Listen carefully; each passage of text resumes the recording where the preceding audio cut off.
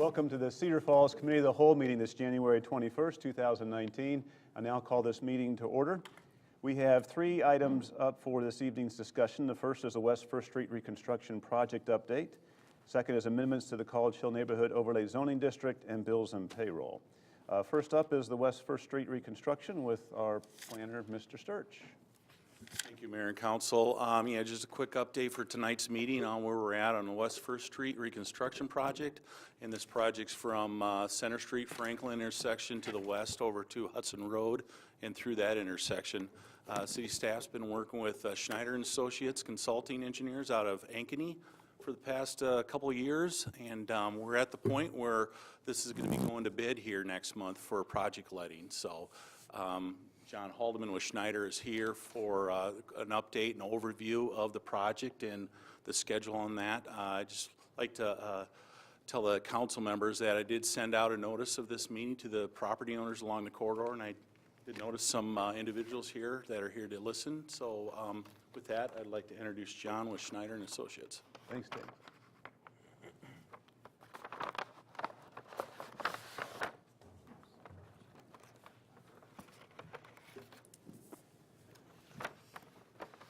Thank you, David. Good evening. My name is John Haldeman with Schneider and Associates. I've been working on this project since 2013, so it's been a little more than a couple years, but looking forward to the upcoming bid letting. Tonight we'll be providing City Council with the project status update, which will include an overview of the project scope and review some of the corridor features, a review of the project schedule, and review of the construction staging and construction sequencing. And I'll go ahead and start the PowerPoint here. So as David indicated, the West First Street project is between Hudson Road intersection and the Center and Franklin Street intersection. The first segment of West First Street that we'll be reconstructing between Hudson Road and Walnut Street will be increasing the inside lane width from 11 feet to 12-foot width. We'll be increasing the outside lane width from 11.5 to 14.5-foot width, which will provide additional stormwater capacity in the gutters. We'll have a continuous 14-foot wide left turn lane through that portion of the corridor. And then we'll have 5-foot sidewalks installed on both sides of the roadway. The next segment of West First Street between Walnut Street and Center and Franklin Street intersection will be a narrower section. We'll be maintaining the 11-foot wide inside lanes. The outside lanes will be 13.5-foot wide. We'll have a continuous 12-foot wide left turn lane. Then we'll have 4-foot sidewalks on both sides of the corridor. And then when the project's completed, the sidewalks will be contiguous on both sides of the roadway.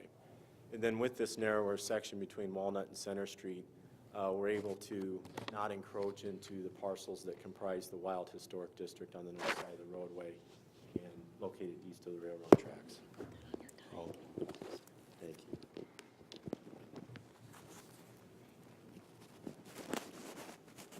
Thanks, Stephanie. Is that better? Thank you. Next, I'd like to show a brief video of the project corridor. Essentially, this is our aerial display drawing. It's a fly-through of the aerial display drawing that we've updated since the last public information meeting. What you see in the light gray is the proposed roadway pavement. What you see in the dark gray color shading is proposed driveways and parking lot pavements. And then the light brown color is the reconstructed sidewalk. And we can go ahead and start the video. And then we'll be reconstructing the 10-foot wide sidewalk along the south side of Jordan's Nursery.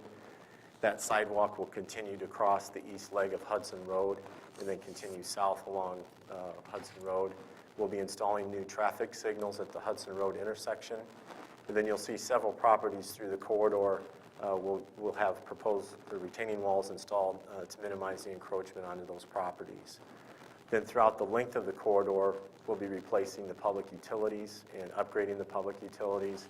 The storm sewer system will have larger pipes. We'll be installing 55 storm sewer intakes through the corridor, which is an increase of about 20 storm sewer intakes. The water main system will be replaced. And then the existing sanitary sewer in the corridor is about 90 years old.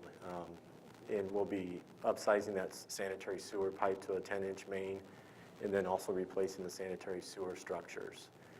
And you can see that in red there the proposed retaining walls we have through the corridor. And as we pass Walnut Street, There's a 72-inch culvert and head wall that we'll be reconstructing in front of McDonald's. And then the at-grade railroad crossing, which Iowa Northern Railroad operates, Iowa Northern Railroad will be replacing that crossing. So that'll be new ties, new rails, new ballast, new signals, and also installing crossbars for both pedestrian and vehicular traffic. Then these next few slides are 4 photo renderings where we would like to show the 2 styles of retaining wall that we'll be constructing in the corridor. This first photo rendering is taken in front of 1210 and 1126 West 1st Street, and then has a poured concrete retaining wall which will be integral with the sidewalk pavement. And then on the face of the poured concrete retaining walls, we'll be installing a form liner to give it this aesthetic look. This happens to be an ashlar stone pattern. And then further to the east, you'll notice in this photo we have a greater vertical difference between the roadway and the front yards, and we'll be constructing a 2-tier wall at these locations which has segmental block. And the segmental block color is an off-white, light tan color, similar to the existing 2-tier wall that's on the south side of the corridor today, a few parcels west of Olive Street. And then we'll also be reconstructing the concrete steps when folks have those and installing decorative rail along those steps. Then just to jump back to the existing photograph, it gives you an appreciation of just how many wood poles and overhead lines we have through the corridor. And with the project, the franchise utilities will be removing those wood poles and then relocating those overhead lines to an underground joint utility trench. And inside that joint utility trench, we'll have electric, phone, fiber, cable, TV. Inside the joint utility trench is Cedar Falls Utilities, Mediacom, CenturyLink, Orion. We've been working with those utilities and meeting with them since 2013, all in preparation of this upcoming relocation. And also as part of this relocation work, Cedar Falls Utilities will be relocating their gas main along both sides of the roadway. And then this work will be installed by trenchless installation methods, which will really reduce the amount of disturbance you see on the surface. We will require some excavation, though, as they dig their bore pits and then make the connections of the services into the joint utility trench. Then the joint utility trench work will commence in April and continue into July of this year.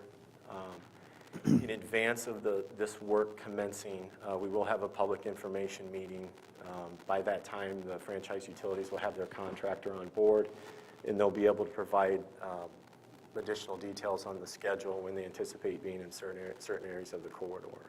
Then also we'll be able to provide contact information to residents and businesses through the corridor in case they have any questions or comments or concerns through the course of construction. They'll be able to reach out to someone to get answers. Then we'll also be building the first phase of West 1st Street this year. What you see in the dark blue is between Walnut Street and the Center and Franklin Street intersection. The roadway work will commence in early July and continue into November.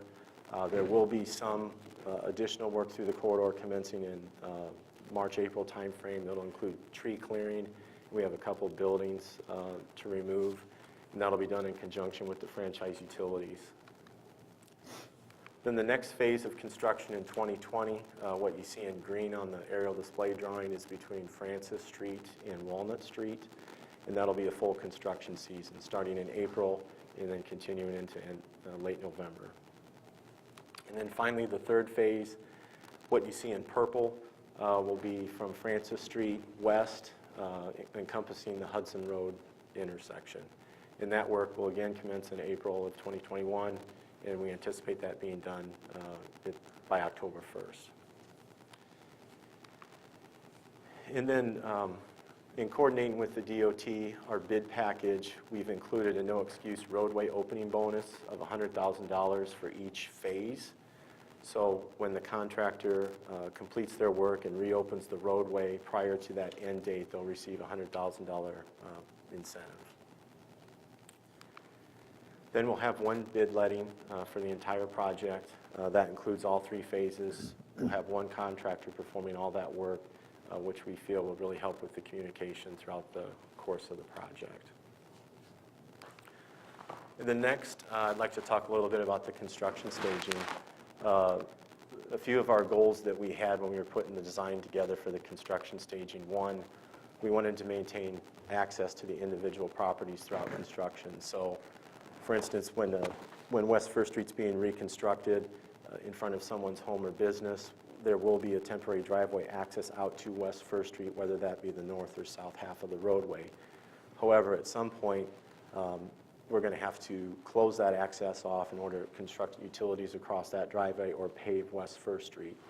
So in those instances, if that parcel isn't adjacent to a side street or an alley, we will construct a temporary lane to get folks access from a side street to their home.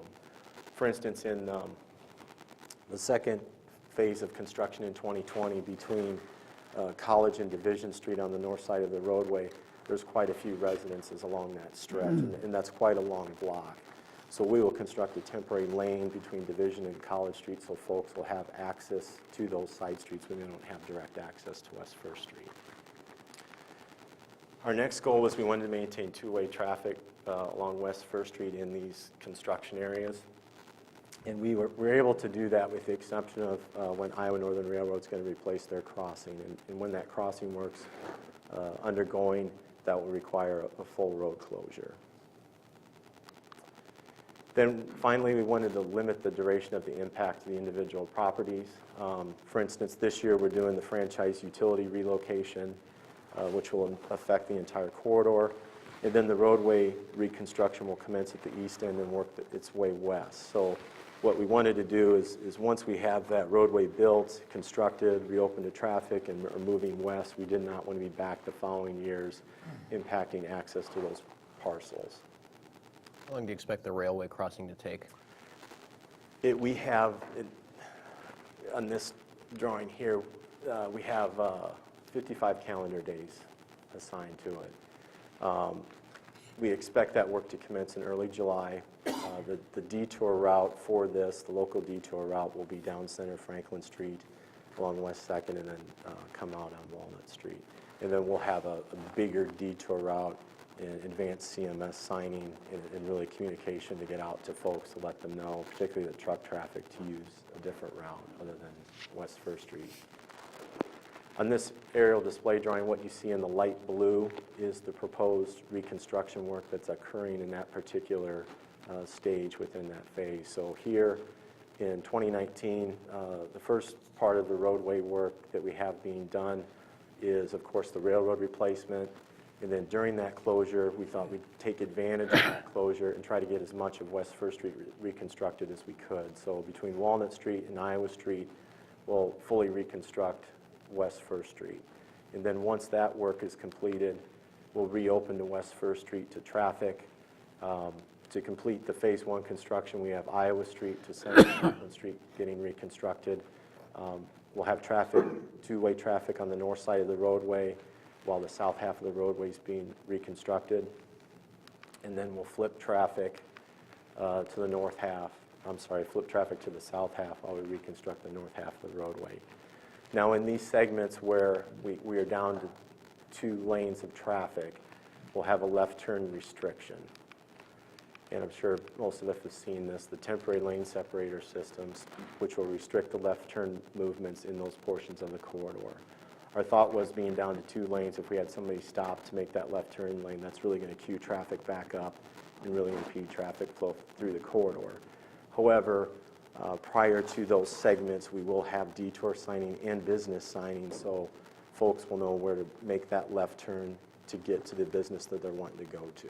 And that will route them down West 2nd Street and then pop them back out on the appropriate side street to get to the business they wanted to go to. Then in construction staging for 2020, Phase 2, it's a very similar approach to Phase 1. Essentially, we'll have traffic on the north half of the roadway, reconstruct the south half of the roadway. The south half of the roadway includes the majority of the storm sewer, some of the water main, and then also paving the 2 new eastbound lanes. And then once that's completed, we'll flip traffic to the south half and then complete the north half of the roadway, which is the 2 westbound lanes, the 2-way center left turn lane, and also the sanitary sewer. Then finally, in Phase 3, construction in 2021, this first stage, what you see in blue there is the temporary removal of the raised median on Hudson Road. And we're doing this to allow for crossover traffic in future stages. So once that work's completed, we'll reconstruct the southwest quadrant of the intersection and then construct the southeast quadrant of the intersection in the south half of West First Street. Traffic at Hudson Road is being maintained through the course of this work. And then once this stage is completed, we'll flip traffic to the south half and then reconstruct the north half of the roadway. Now, that'll include installing new signals at Hudson and then finishing the sidewalk and driveway work. Then a recap of the project schedule. February 4th is the City Council approval of the plans and specs and engineer's estimate of cost. The public hearing will be on February 18th, and then the bid letting through the Iowa DOT is upcoming on February 19th. And then the franchise utility relocation will start in April and continue into July. And again, we'll have a public information meeting in advance of the franchise utility work starting. And then Phase 1 roadway reconstruction will get underway in early July and continue into November. And then each of those dates you see for the roadway construction being completed by is prior to Thanksgiving. And then also, prior to each one of those roadway construction phases, we'll have a public information meeting with folks. We'll have the contractor on board at that point. We'll be able to go through more of the contractor's details on their schedule. They'll also provide contact information for the construction observation and administration team, so folks will have someone to get a hold of if they have any questions, comments, or concerns through the course of construction. So, and with that, I'd be happy to answer any questions. Any questions for John?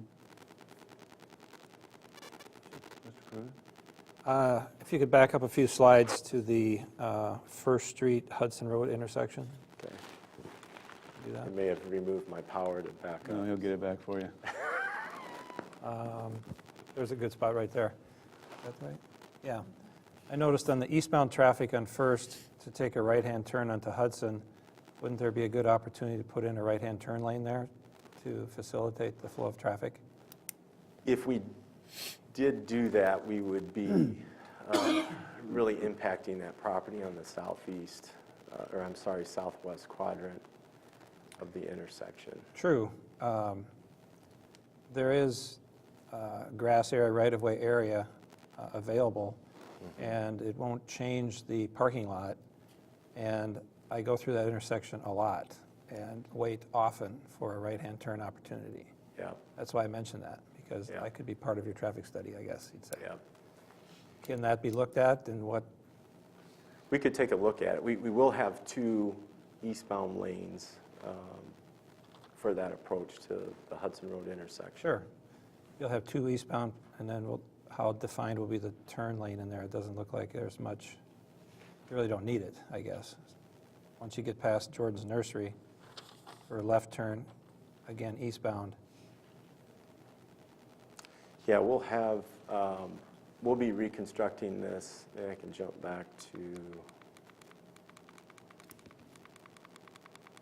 Because right now, there's already two lanes going east there. yeah. That wasn't quite far enough. I don't know if we can play the video just for just a few seconds to get to the intersection, but we'll have a full 5-lane section with the left turn lane between these segments. We could see if we could get some sort of right turn lane. Just even open up that arch. Freeze it there, Denny, if you can. There you Yeah, go. thank you. I don't know what utility issues you might have. Yeah, there. that heavy black line is the joint utility trench. We've got storm sewer through there. And of course, the sidewalk, if we added a right turn lane there, that would push the sidewalk back. I don't think we'd be able to keep that sidewalk inside the right-of-way. And I believe there's some detention there on the north side of the parking lot that we would likely be encroaching into Okay. if we added that right. I know that storm sewer is very inadequate right now. It's not located very well, and it puddles up and freezes in the wintertime. You get an Yeah. ice slick there. Yeah. Yeah, we've got a few, I think what you see, you can barely see in blue there, we're adding additional storm sewer intakes at that location. Okay. I mean, I'd do what we can there to get a little more space for a right-hand turn. We'll take a look at that. John, I had a quick question Yeah. with our relationship and partnership with the DOT. This is in essence a DOT project. Thank you. Correct. And so how much of this design are they involved with, or are they just simply writing a check and we? They're heavily involved with Okay. the design. Since 2013, we've had project management team meetings with DOT staff roughly every couple months. I think we've maybe had 16 to 18 meetings with DOT staff to review the design elements, and they've approved this design and signed off on it. And do they sort of dictate what we can and can't do based off of dollars or engineering, much to Councilman Cruz's point, if we were to look at that right turn lane? I would need we would need to bring DOT into that discussion. If we were able to get that added in there, it could be a short right turn lane just to alleviate that backup there. Sure. Thank you. Anyone else, Mr. Burr? Just on that last screen with the schedule, there was a typing error. Will that be corrected before it moves forward? The year 2010? Well, that's very good. I probably looked at this a dozen times, Yeah. and I didn't see it. You're going to backdate everything? Yeah, it says 2010 instead of 2019. There it is, almost at the bottom. Oh, yeah, Phase 2 is not going to last 10 years. No, we'll get that corrected, thank you. Thanks. I don't know if you covered this or not, but on Hudson Road heading east, have you taken care of all the businesses along there that might need a right turn lane because of heavy turning? No, we don't have right turn lanes through the corridor, it's just a 5-lane section. Okay, Four Queens, for example, in the Yep. summertime as traffic stacked up on First Street, Yeah, waiting to get in, that problem's not being solved? correct, it'll still be 2 eastbound lanes along First Street. We will have the continuous left turn lane, so the traffic turning left into Four Queens now has a place to set, and that'll hopefully take care of the majority of those rear-end collisions that we've seen at that location. I just thought even people heading east, heading into Four Queens, sometimes are stopped on First Street, and that problem will still exist. If there are too many that want to turn in. Yeah, and if we were to add another 12 feet of roadway through there, we really would be impacting parking, not only at Four Queens, I think their neighbor to the west is Papa John's? Papa John's, thank you. I always want to call it Papa Murphy's, it's Papa John's. It is a seasonal business, Yes, and most of the time that problem doesn't exist, so I can understand the concern on cost. yes. Mr. Green? Yes, with the University Avenue project, we found there's a project website that was built for that. And I was curious from city staff, did you see that there was value in that we'd want to do a similar thing for this project, or is it different enough that we wouldn't really field something like that? It's hard to tell how much people access that website if they went there to get some of the press releases and project updates. We posted video about the project. I would say maybe every couple of weeks, maybe we had an inquiry come through the email that was set up there. So certainly people would be able to still do that because we'll have project contact information. So we do have project information about West First Street on the city's website, and we'll try to keep that updated just as we are doing with Highway 58 and Viking, where we're saying what's kind of coming up and what's been accomplished and who to contact. So, Anything further, council? Thank you for the update. And just as a reminder to the folks, you said City Council's February 4th is consideration and a public hearing on February 18th. Correct. Okay, thank you, John. Thank you. Thank you. Moving on to the next item is the amendments to the College Hill Neighborhood Overlay Zoning District. Planning and Community Service Manager Karen Howard's here for that.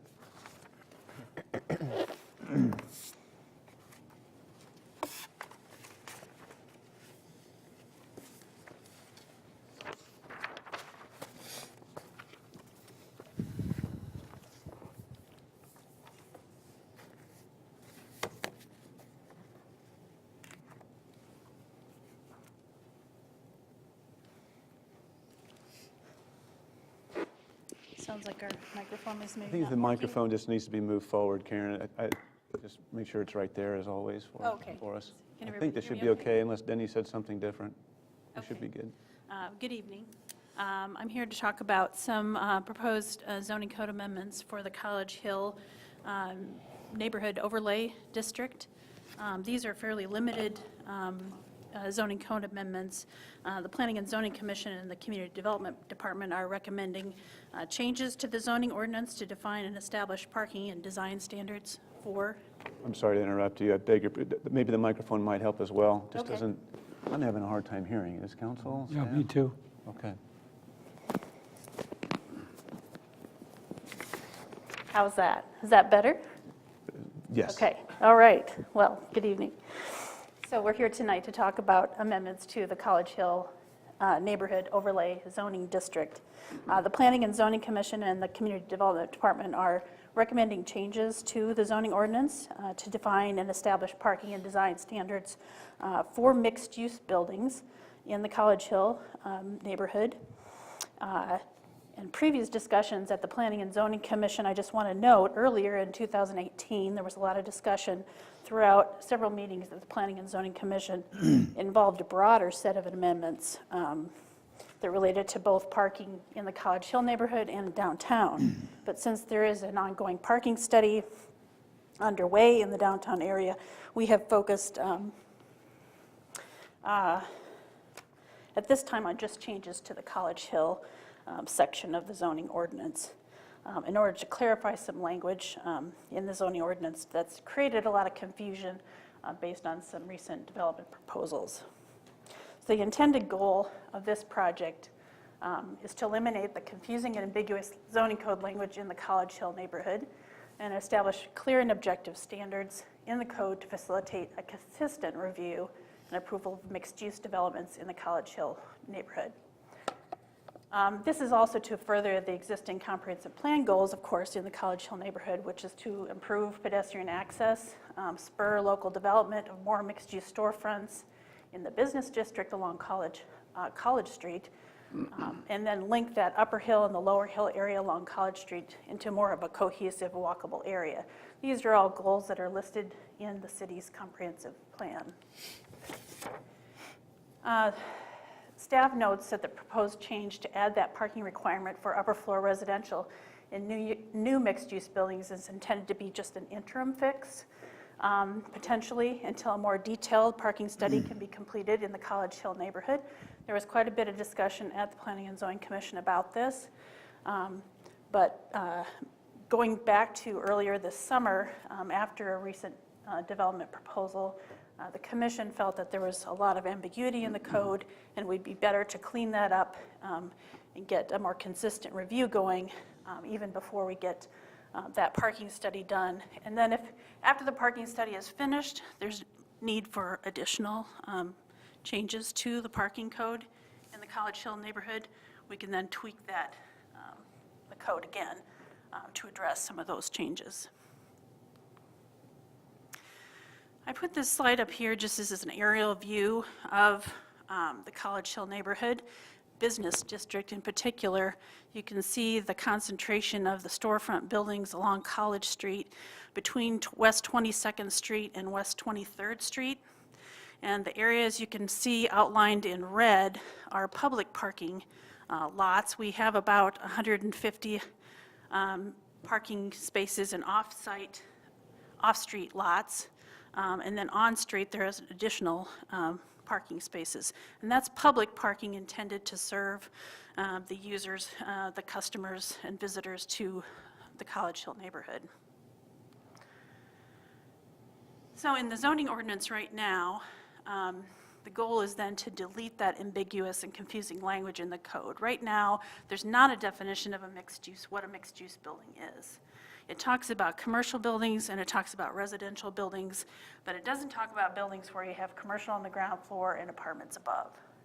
So it would be much more clear in the code to reference a mixed-use building and specifically what the parking requirements are for commercial and residential uses in that building. Right now in the code, there's language about residential use in a commercial building and has references to principal, secondary, and accessory uses. And there's been a lot of confusion about that and disagreement about what that language means. And I think it was written at a time when there wasn't the scale of development that we're seeing today. And so it's time to sort of clean that up and really define what we're talking about with a mixed-use building. So defining what a mixed-use building with residential on the first, or commercial on the first floor and residential or other uses on the upper floors, put that add that to the zoning ordinance, and then establish parking standards for the specific uses in that type of a building. So right now, in the zoning ordinance, staff's interpretation is that the way it's written right now, there is no requirement for residential uses in a mixed-use building. Others have disagreed. So to clear that up, what we're suggesting is to establish a parking standard for the residential uses within a mixed-use building at 1 parking space per bedroom, but not less than 1 parking space per unit, meaning that for a studio apartment, then it would be 1 parking space as well. All the unit sizes then are treated equally within the building, and it creates a really simple calculation for the building as a whole. Once again, I just want to note that adding this fairly significant parking requirement for residential may need to be revisited and adjusted after a parking study is completed in the College Hill Business District. It does eliminate also the requirement for private off-street parking for visitors. It's felt with all the public parking in the area that public parking is a resource that can be more efficiently shared in response to that fluctuating demand for visitors. So for consistency as well and fairness, also establishing the same parking standard for multiple dwelling buildings. There's some multifamily districts next to the College Hill Business District, and those are the only districts in the College Hill neighborhood that allow multiple family buildings. So it's felt like, just to be consistent, have the same parking requirement for those buildings as well. And then add language to ensure that the upper floor residential uses are in existing buildings. One of the things brought up at the Planning and Zoning Commission from some of the property owners on College Hill is they were concerned that some of the existing buildings that have upper floor spaces in them, the existing buildings would become non-conforming with these changes. And the commission felt with the limited amount of space in those existing buildings that it would be beneficial to just exempt that upper floor space in the existing buildings from further parking requirements. So those could be converted from underutilized space to a few apartments. And then the College Hill overlay also has design standards for different types of buildings. And so if we're going to add a definition for a mixed-use building into the College Hill standards, we need to add building design standards for mixed-use buildings as well.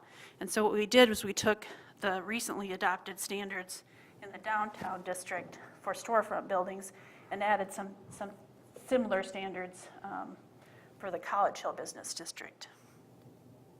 And then there's some very minor cleanup on the terms used for different types of dwellings while we're in that section of the code, just to clear those up and make sure they're consistent throughout the zoning ordinance.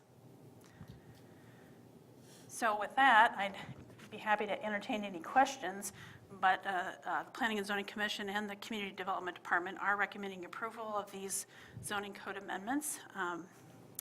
A red line version of the specific code changes will be forwarded to the council with the full staff report prior to the public hearing. And at this point, the next step would be at the February 4th City Council meeting to set a public hearing date for the February 18th council meeting to consider these amendments. Very good. Mr. Boer? For clarity, where you mentioned a moment ago that for consistency, you'd establish the same parking standard for multiple dwelling buildings, does that increase or decrease the required parking that they now have? So right now, the required parking is basically 1 space per bedroom. Actually, it's 2 spaces per dwelling, plus 1 space for each additional bedroom beyond 2. So what this does is it does reduce it slightly, I guess, for studio and 1-bedroom apartments, so that they only require 1 parking space. And then it eliminates that visitor parking requirement as well. Mr. Blanford? Karen, a couple of questions. Have we, first of all, identified a time frame for the parking study? I know we've talked about it for a few months, but have we set our time span for that yet? Maybe Jen can answer that. Sure. We actually had talked to the consultant last week, and our hope would be to come with a contract on the first meeting in March for the College Hill. Okay. My other question, as I recall, Karen, when we presented this to the College Hill Partnership, there was some concern from those in attendance just about making this type of change before we have our study done, and they're concerned that we're kind of pushing things down the road before we decide what direction we want to go. Have we done anything to address those concerns, or have we represented it to the partnership? From what I understand from the partnership, and I've been to several of their meetings, and then they also had a good group that came to the Planning and Zoning Commission, is that they're interested in getting clarity in the code. So they were in support, unanimously in support of these zoning code amendments, but then also sent a letter encouraging that there be a full-blown parking study done in the College Hill neighborhood, so that we can, make sure that we get the right ratios in the code to address the needs of the Hill. Thank you. Mr. Whelan, sorry. Yeah, and this is high-density areas in our city, and there are only 2 of them that I can think of. Are there examples of other communities that have plugged in this type of analysis in order to solve problems of not clear enough on what developers can do in an area? Are there other communities that have adopted similar type zoning changes? Yeah, and I would say that every area is a little bit different, but you're right that in a higher density area, there's been a lot of scrutiny. Most communities have a lot of scrutiny in those areas to make sure that you dial in your parking requirements correctly, because the land is valuable, so you don't want to overprescribe parking and have parking lots sitting empty, or encouraging, free parking where you might have more valuable uses, like commercial and residential, in the most valuable land. Mr. Cruz? Thank you. I guess looking at this and thinking of what the downtown parking study showed us, I'd be very hesitant to do anything until we have a full-blown study, which encompasses things like where did the customers or people come from to use the Hill. Look at some of the design flaws that we found, or the consultant found downtown, and incorporate those ideas here. And I wouldn't be comfortable at all allowing a building to be built of any kind or size in particular until a full-blown study is done. And it sounds like March 1st isn't that far away. So I would be in favor of tabling this until we have a full-blown study. Anyone further? Mr. Mayor, how difficult would it be? One of the recommendations that on the downtown parking study was that there's a parking assessment done for any new development that comes downtown. Is that something is this the appropriate spot to tack on something like that? If there's potential developments coming, isn't that something we should be looking at here just the same as downtown? What about the parking impact? Yeah, parking impact study that's required of the developer to show where customers park, or the parking loss, or a net gain in parking, or something along those lines. Is that something that might remedy Daryl's concerns, I guess? Particularly if you're taking away visitor spaces. Because the Hill is an attractant area. After a football game empties out, when I was in college and after, I'd made a beeline to the Hill with my vehicle. I didn't walk. I drove there. And many of other people that graduated with me, we would meet down there. So I think it's important to look at the impact of what we have there. If the metered lot behind, to to the east of College should be metered, should it be changed to get more usage? All those sorts of components are what the parking study looks at. And I think it's very prudent that we do that first, have him or whoever he brings look at the surrounding area, if not, look at the whole College Hill Neighborhood Association area and look at the trends in parking there. Because you're looking at an area here that's 2 blocks wide and 3 blocks long, roughly. And somewhere I read something about the effect of parking within a 1-block area around the C3. I think you need to look at a parking area of about 6 blocks around there, myself. So I'd be very skeptical of doing anything now. I think it should be tabled, as I said earlier. If I may, Mayor. Please. The one thing that I took away from, or at least one thing that I took away from the downtown parking study was that our requirements are overboard downtown in regards to parking and what we're requiring of developers. So for myself, I'm comfortable with the 1 bedroom or 1 parking spot per bedroom. But to me, it's not a developer's responsibility to fix all of the parking on College Hill. So you put the impact study in there for any new development along with these guidelines. It gets us to an interim point, and we're not stopping development up there either. Early March, you indicated we'll employ this consultant for the parking study? Or Well, I think what our plan is to have a contract come that night, and what we talked with him about is then outlining a schedule. Now, he understands to do any parking study up there at the Hill, he's either got to be done by May, in terms of counts and observation, just with students moving out. So, that's why we wanted him to kind of outline that schedule then of what he thought he could get done. In other words, could he do counts and, start the 2nd week in March and April and come back to us with a, report in May? That's what we're asking him to do, is to kind of outline that schedule for us. So, I don't want to think the study's going to be done in March. Sure. No, I had heard March was the initiation It would date. take probably another month or 2 for him to do the counts and come up with a recommendation. Of course, yep.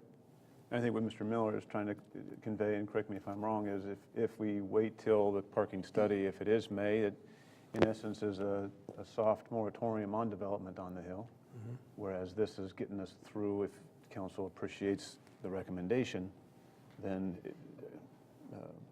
I guess other things can move forward. We're not getting a moratorium down there. Mr. Mayor, if I could, or others. Mayor, if I could just add on to that a little bit as well. Remember, right after the parking study, what we'll want to do is finish up with the visioning and the code updates within the College Hill area. So final code revisions may be Even further. months, Right. maybe up to a year, 18 months down the road. I was going to say, I think, Here's about Mark's question, or his original question about the parking impact study, if that's feasible or what that would look like. yeah, and I think the idea with the parking ratios is that we were looking at what we've heard from, trying to set the parking requirement for residential at a fairly high rate, just given what we've heard from university officials and from meetings that we've had, that having it at 1 per bedroom, it's a fairly substantial parking ratio. And I think the idea with the commercial is that they're fairly small lots here, and when you add another retail space on the ground floor, that a lot of the retailing that happens along there, people are parking once and going to, maybe going to multiple businesses. So adding retail space doesn't necessarily add a lot of additional parking demand. So I think the feeling was to try to get something interim here, because the language right now has basically been stopping development from occurring because it's so ambiguous and nobody can kind of agree on what the language is saying. So trying to get some interim fix and then really looking at the parking supply in the neighborhood. I think there was quite a bit of concern about from the property owners and the business owners on the Hill that we would basically be stopping redevelopment from occurring and revitalization from occurring while we're waiting for all this to happen. And of course, at the public hearing, those businesses can come forward and make that case. There's a couple other, Mr. Whelan, did you have something? No, Mr. Green? Yeah, Mr. Mayor, thank you. Just had a legal question. If we were to drop our requirements for parking for a multi-use building, and then a large MU was built under those new standards, if we later change the parking rules and say the city's going to limit parking, whatever, on the streets, does that realistically open us up to any liability from the developers that we're not sort of meeting our end of the bargain, or is that a totally separate concern? So just to be clear, we're adding a parking requirement here, not taking something away. So if we add a parking requirement and later reduce it, of course, we're overparked, and then that might open up additional land to be redeveloped. Now, if you go the other direction and eliminate a parking requirement altogether, and then later decide that's not the right ratio, we need to add it. Those properties that have already been built would be grandfathered in. They'd be considered legally non-conforming. And then, of course, they couldn't be added onto, but they would be able to remain and continue in use.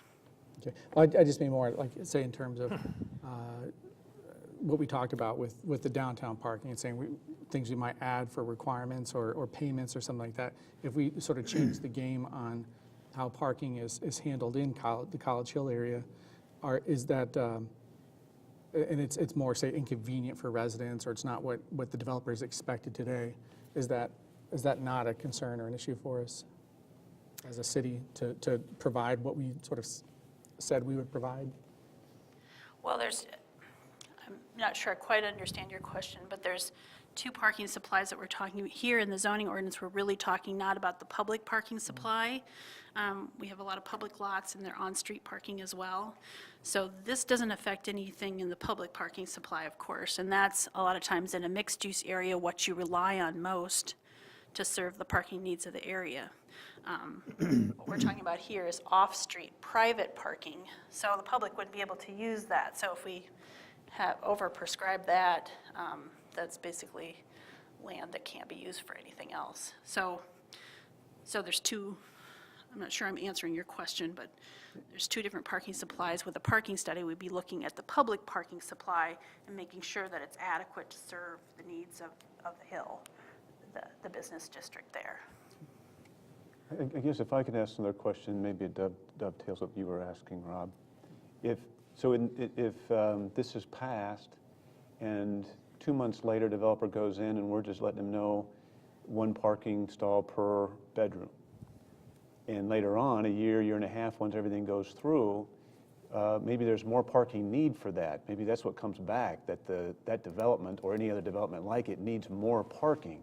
Well, if folks are parking in the public area across the street or down the street a block, and all of a sudden we say, we're going to start metering this parking lot because that's what's required to have flow of traffic, now all of a sudden that developer is saying, well, the parking needs initially were just one-on-one. Now that there need to be 2-to-1, I have no parking. Am I Thanks for asking it much better than I did. I don't know if I did or not. Karen gave me a strange look. So in other words, if we set it too low, then there'd be spillover parking into the public parking spaces on street, and people would have to find a parking space. In other words, is that what you're saying? I am, but then one of the solutions might be metering Right. the city parking lot. So now that individual has to feed the meter every hour to live there or sleep. Or they have to find an alternative place to go. park their car. And I think one of the questions on the Hill, because a lot of the housing is for students, of course, there's different parking questions about whether students need to park their car, since a lot of times they're just storing it for the week. That came out at some of the public meetings, that a lot of the students bring their cars to school, but they don't necessarily use them every day. So they're really using their parking space as a storage space until they need it on the weekends to go home or to, go shopping on the weekend and that sort of thing. So the question is there a better solution for that long-term storage that's not using up the most valuable land right next to the campus or right next to the business district? I think those are all really good things to explore in a parking study. If I may. A couple comments off of what Mark said and others here. It was said downtown that there was some overprescribed parking for the apartment buildings. What the consultant actually found was that many of those residents were parking in the street because it was 24-hour parking, and they weren't going behind the building because it wasn't easy to get to the parking area because there's no back exits out of the building. And talking with some of the merchants down there, they're telling us that in the morning you arrive and the street is full. And those are not shopping people. Those are people that should be parking in their parking lot. So the lot could be argued is okay. It's just that the signage, whether we meter or not, is not changing the behavior of the people because they're going to park in the most convenient spot possible. And I'm hearing from other landlords and apartment owners down around the hill that people like the wait staff for the restaurants and bars are parking in the apartment building parking lots, and they have to tow them. If you do any metering of these city lots, the people are just going to scatter into the neighborhoods. And I strongly believe that this parking consultant can give us guidance in ratios, whether 1.5 would be more appropriate. My experience of over 30 years with rental property is there's always 90% of the time 2 people in a 1-bedroom apartment, just for cost savings. And it's very common. A lot of times there's 3 people in a 2-bedroom, 4 people in a 3-bedroom. So to say 1 per bedroom, I don't believe is sufficient. And again, I'd go to the expertise of the parking consultant to determine that. As far as the comment about students parking their car and leaving them sit, many of these students have to earn a living and they drive to work every day. And I would promote that concept as well. There may be some that leave their car sit, but not very many. Anything further follow up here? Mr. Whelan? We're very fortunate that we've had a lot of developers that want to build in that area, and yet when they come before council, it always gets set aside. When is the building season this year when developers want to come forward? And before you answer, part of that is your team met, P&Z met, in order to find a solution to the vagueness that we're presenting to our developers. And is it timely now that we take action? Is a delay from us now going to cause a delay in that building cycle, or maybe elimination of them even wanting to build here? Of course, I can't quite answer that, but we do have a pending site plan application at P&Z, and P&Z tabled that until after the city council would consider these amendments. So that has been tabled for right now. Mr. Burr? Follow-up question, the same one I asked before about for consistency, establish the same parking standard for multiple dwellings. What was the reason behind this, that you didn't just use what we currently have instead of readjusting what we have to what this new wordage is for parking requirements? So instead of existing buildings perhaps getting to have less parking than they're required now, why not have the new parking meet the same standard as today's? I think there was a feeling that that would be over-prescribing the parking for a mixed-use building. By how much, do you know? By just a little or a great deal? Well, of course, we don't quite know, but I think that comparing it to, a lot of different mixed-use areas, high-density areas, that one parking space per bedroom is a fairly high parking requirement. And so it's a good place, we felt a good place to start. And then if we find out that that's not quite right, we can tweak it again. So I guess that's the short answer to that question. So I think what we have here, and council agrees, there's no formality vote. I know Mr. Cruz asked for a tabling. This is an update on where we're moving forward, and just as we did prior with West First Street, I believe we have the formal meetings upcoming again February, 1st of February, and the second meeting in February, whereby if you want to have action or make motions to table would be more appropriate. Right now, I think what we're just saying is staff is moving forward, at least to the point of bringing it to council formally. Do I have that correct, staff? Okay. Yes. And council's okay with that, or any questions towards that?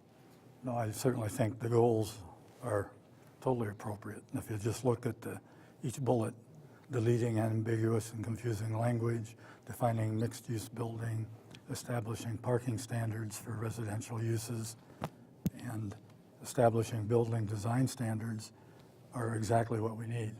So I don't want to delay any of this, and if it just feeds into the formal goal down the road, I'm glad to see it. Very good. Thank you, Karen. Appreciate it. Thank you. Moving final here, is there a motion to allow bills and payroll? Second. Motion second, all in favor say aye. Aye. Opposed, nay. Motion carries. We'll now adjourn to the top of the hour for our regularly scheduled city council meeting. Thank you.